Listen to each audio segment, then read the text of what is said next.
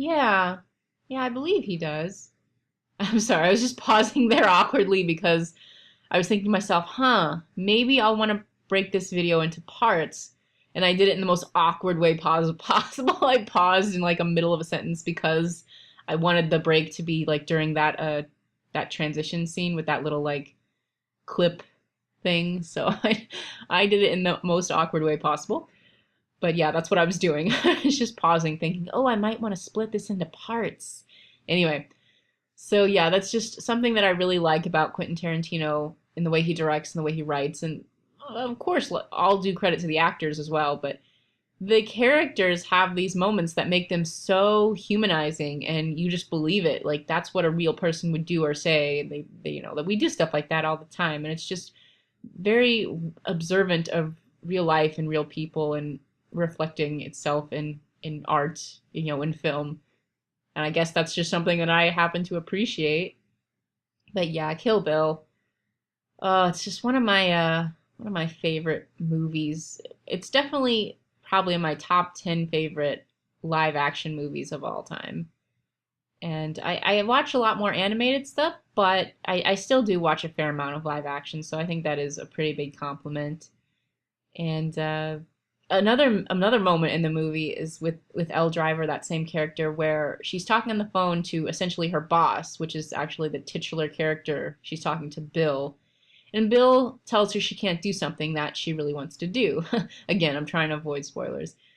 And he tells her, no, you can't do that. And Bill's her boss, so she has to do what he says. And wow, that was actually a good dodge. I don't think I mentioned that in real time, but that was actually a pretty tight dodge. And I think that was more luck than skill. It was probably more luck than anything else. But yeah, I just noticed that I don't think I even registered it when I was playing, but that was a fairly good dodge, which was basically all luck. Oh yeah, use the bra. Kill lust. She's talking to Bill. Where was I? Where was I? She's talking to Bill, and he tells her she can't do something that she really wanted to do. She had prepared to do it. She was most of the way. It was very dramatic. She had almost done it, and it was this irreversible act or whatever. And Bill calls her up in the nick of time and tells her, no, you can't do that. And she was really looking forward to do it. This was something she really, really wanted to do. And she throws a little mini temper tantrum over the phone. She just like stomps her feet and, she like snaps at him and, and again, I think that's a fairly humanizing moment. Kind of maybe if you have that kind of relationship with your boss where they call you up or like in person where someone tells you, you can't do something. It's kind of childish, but I think it's something that we kind of do or we wish we could do. Maybe it's more of like along those lines. We wish we could react that way, but we don't because, we have to be maybe more mature or whatever. And I don't know, it's kind of nice. It's kind of nice to see that in your film characters. At least for me it is. And so yeah, I remember I went on this long tangent talking about Kill Bill. And I believe that the scene in which Elle delivers uh the speech about the snake and she uses the word gargantuan, I believe that's in part two. But it's hard to remember this because Kill Bill comes in two parts and the story is told out of order. So it'll go to the past, back to the future, back to some further point in the past, back to some not quite as far in the future as we had been to before, but then to a point even farther in the future. So it's told all out of order. It's not told chronologically, which is actually kind of an interesting way to tell a story, and that's been done in literature a lot. It's not like Quentin Tarantino came up with that, but it's a really cool thing to do. And so it's hard for me to remember because of that way he tells the story. It's hard for me to remember exactly which scenes come in which parts because it's not exactly chronological. So it's not like, oh, that was a fairly early scene chronologically, so it's probably in part one. No, that's not necessarily the case, actually. It's not necessarily the case. But I think I'm probably, I have a 50-50 chance I'm probably wrong, but I think the gargantuan scene was part two, and the scene in which Elle is told by Bill that she can't do something she wants to do and stomps her feet and just has a little temper tantrum, I think that's part one. But again, I could be wrong. I could have swapped those around. They could both be part one, both be part two. I don't remember. I've watched that movie many times, but uh, I really enjoy that movie. I recommend you see it if you haven't, or hey, watch it again if you have. This is Homing Bombs. I like Homing Bombs. I think I'm gonna take that. Well, I have to take it, and I would anyway because I need to get it in my inventory. So, got some Homing Bombs. That was very nice. And oh, I tried the pill there that I had been holding that I was nervous about. It was a good pill. And it was good that I held it because it meant more then than it would have meant if I had tried it earlier when I had more health. So it was actually a fairly good thing. And so this is a room that it's very solvable. It just takes patience. You don't have to ever get hit in this room if you're patient. There's a little bit, like if you want to be more precise about it, you can do diagonal shots, but you actually don't even have to do diagonal shots if you really, really want it to take forever. But yeah, it's this room. It's very solvable. You just need patience and, of course, a base level of skill, which I sometimes wonder if I have. Yeah, I mean the confidence will eventually come. I don't know when it's gonna kick in, or I don't know. I like to just get better. Like even if my confidence doesn't go up, I'd like to just objectively get better. Like get the muscle memory in there, and I don't know, just do better under pressure. Maybe is kind of a big part of it. The performance anxiety is real with video games for me at least. I should probably just relax, and I usually do. Like I usually just enjoy it. I don't care. But every now and again, I get really invested and really involved. And in this case, I'm super super invested in getting the no damage achievements. And so that's something I'm really worried about. Like I really am, because if I can't get them early on, when it's easier, supposedly, it's gonna be in the same exact situation that I was in before, where the game is just harder, and it's that much harder to get them. So yeah, I'm worried about it. I think I don't remember for sure, but I think the game will get harder after you win it a certain number of times. I don't know if it gets harder like after you get an ending, or if it gets harder like literally every time you beat mom. I don't know exactly, but it's something to do with how many times you win. The game will get harder and harder based upon that. So, well, I guess the good thing is that, I haven't won yet, so the game is still really easy, so there's a biggest chance possible to, I guess, maximize the easy part of it and try to get the no damages. But then, of course, because of that, I feel this pressure to do it, because like, oh, I have to get them early because this is the easiest it'll ever be, and so I end up putting stress on myself, and I guess that contributes to the comedy of errors, or just the lack of confidence, or whatever is going on in my crazy brain. Um, yeah, are these spitties? I can't remember what these are called. I don't know, but yeah. What was I saying? I still lose my train of thought so easily, even though I'm not even splitting my focus. Like I still am a little bit because I'm watching, and I'm trying to like remember things I talked about before. So I actually am still splitting my focus a bit. Um, but I think it's less than if I was actually playing. But it's still really easy to lose your train of thought. At least for me, it is.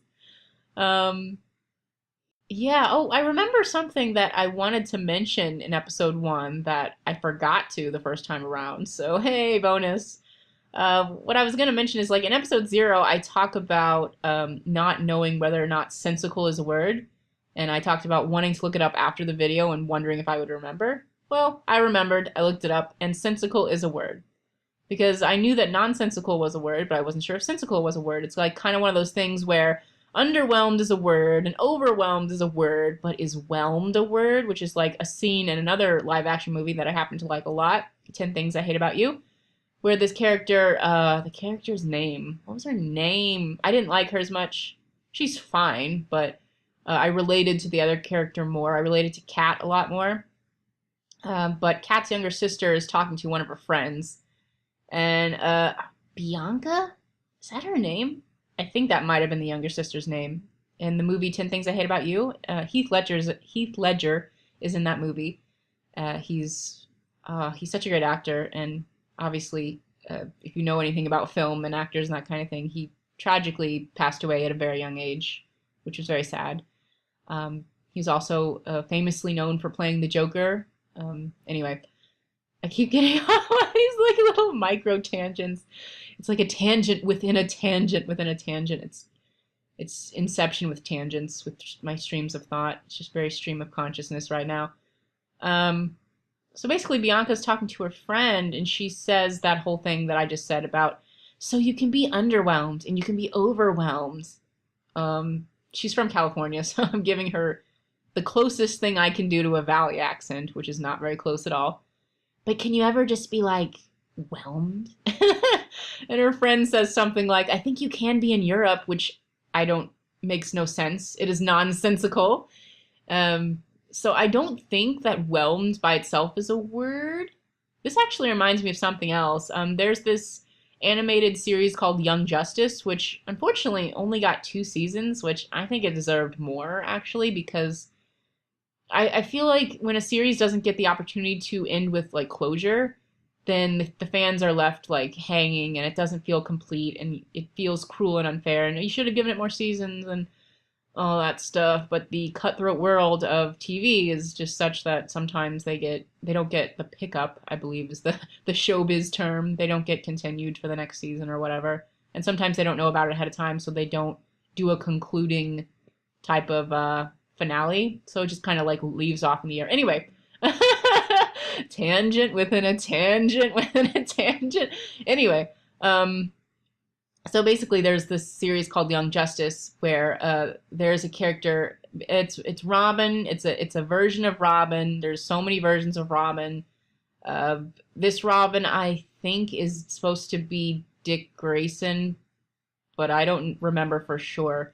Anyway, in this particular rendition of Robin, he's young, he's like 13 or something, and he's very interested in words and how they work, and I think this is probably a common thing that people are interested in. This character's very interested in it, and he's always saying things like, so, can you ever just be whelmed? Can you ever just be like straught, because there's the word distraught, or trot, it's trot. Can you ever just be trot, because there's the word distraught? And there's actually a YouTube video that I watched that talks about words like that, where the root word can't be a word by itself, but if you add like a suffix or a prefix to it, those are words. Like there's a whole category about it. And of course, like right now, I'm totally blanking, which is terrible. I'm totally blanking on the YouTube video I watched that talked about that. That makes me mad. Yeah, I'm having a huge memory issue right now. I'm fighting Chubb badly, which I always fight Chubb badly. So that's happening at the same time. I cannot remember. I know I have watched a YouTube video that talks about words that are like that. Like whelmed, underwhelmed, overwhelmed, traught, and distraught. Oh, Spelunker has appeared in the basement. Yay, second unlock. That's good.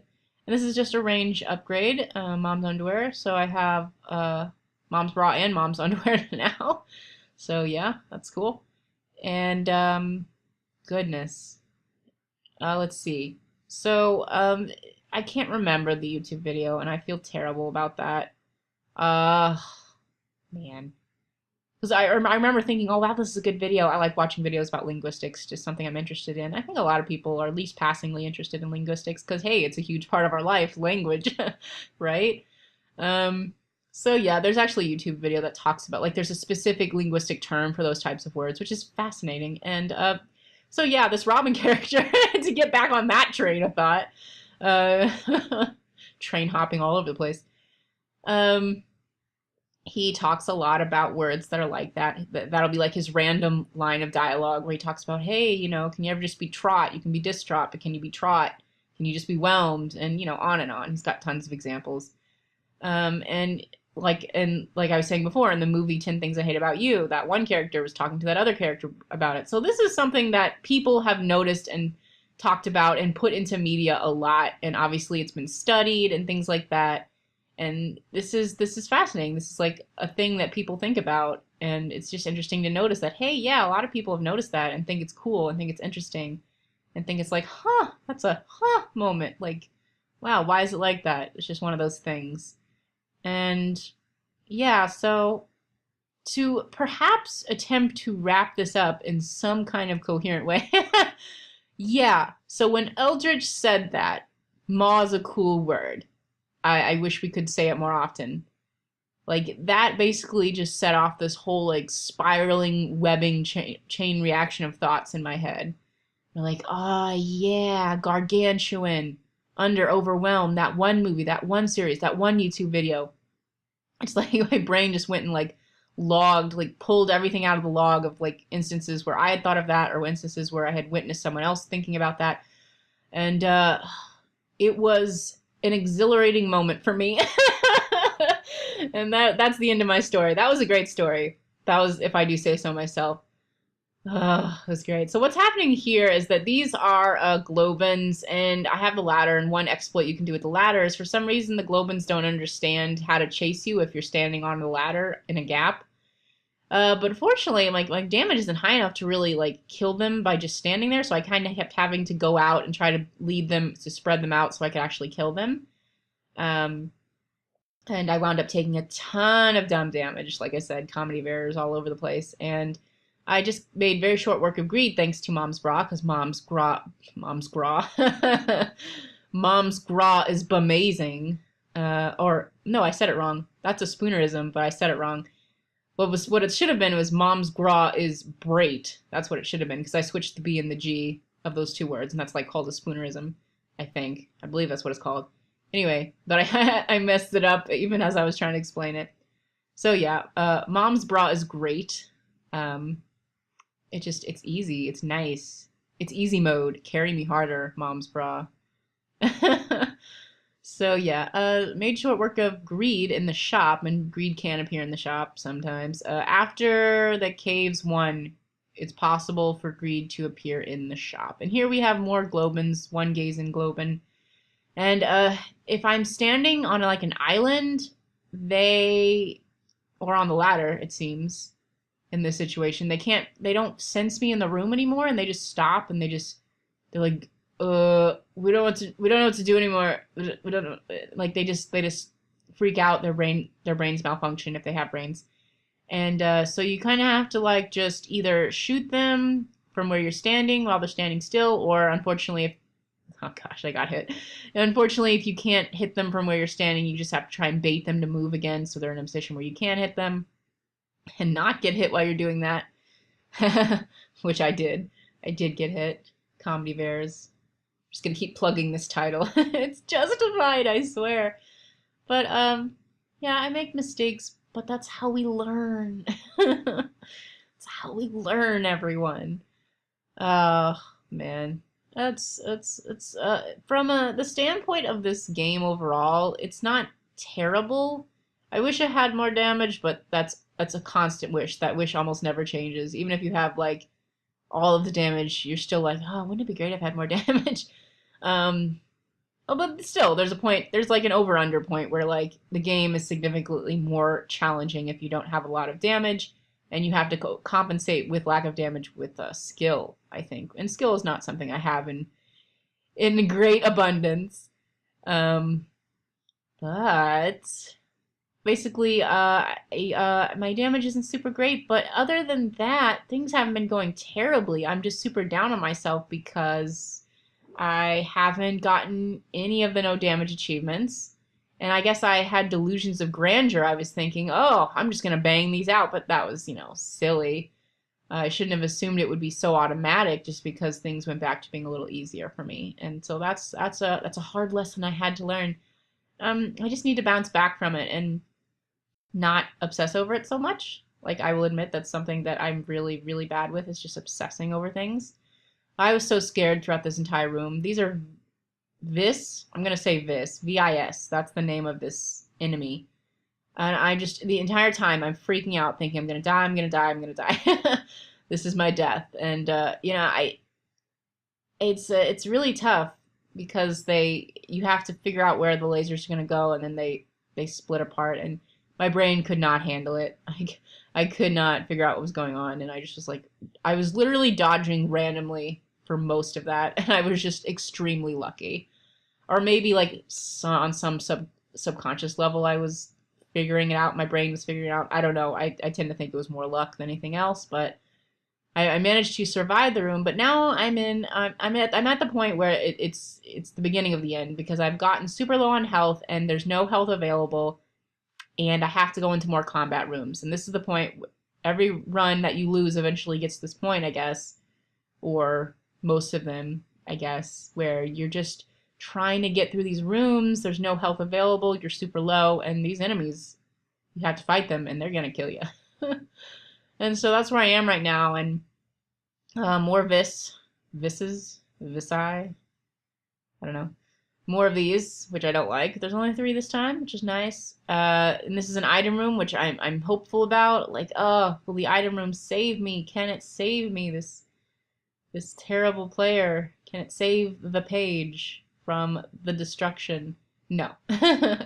No, it can't.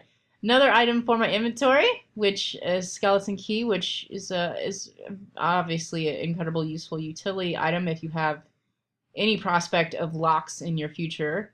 I find the secret room, which is nice, but again, secret rooms, I say again, I said this in the original, I don't think I've said it yet in this one, secret rooms don't tend to have health in them. So again, there wasn't a high likelihood that the secret room would save me, but I was trying everything, because obviously you can occasionally get hearts from fires. So I tried that, and it didn't work. And here are some guts, which, you know, obviously this room is fairly easy, and there's no reason at all you should ever take damage in this room. Even if you have no skill whatsoever, this should just be a free room.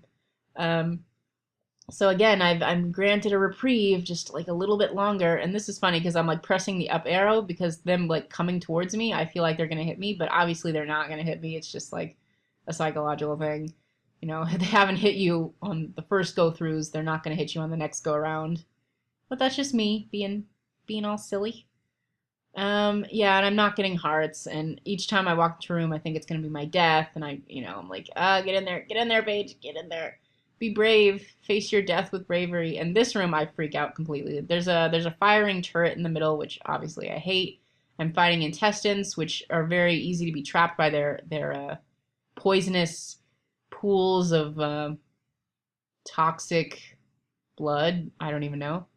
You can get trapped very easily. I thought I was dead so many times in that whole room. I thought I was going to dodge into the bullets a million times.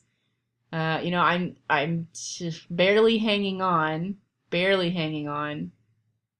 And again, another error for the episode. I forgot I'd already found the secret room.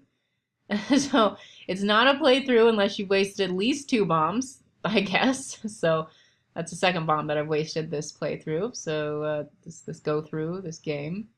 Here I panic for no reason, and I use Mom's Bra, even though I should have been saving it for the boss, or at least a harder room than this. And this is how things fall apart. I just start panicking. Everything I see just causes me to freak out, because you're on low health or whatever. And so, yeah, it's almost over. It's almost over. Yeah, it's over. That was episode 1. And I apologize for the shenanigans, but I hope it was at least a little entertaining. And yeah, I will see you for the next episode. I love you guys, and yeah. Oh, I was so happy to see this. The screen went back to the way it is when you start. I was so happy to see that. So yeah, I was like, oh yeah, I went back to the way it started. So I'm very happy. And oh, I look at my collection as well. I remember I did look at it a little bit. The first item was the sad onion, then the coat hanger, and then I can't remember. Might have been Brahms bra, might have been something else. I don't remember after that. But there's the items that I got for this first game in my save file. And I had a super awesome fun time, despite the constant self-berating, or I don't know. I just I need to bounce back, shake it off. These things happen. Comedy bears, these things happen. It was quite a ride, I'll say that. And so yeah, I'm gonna just sign off here, and thank you so much for watching. I can't wait to see you guys again. So bye for now.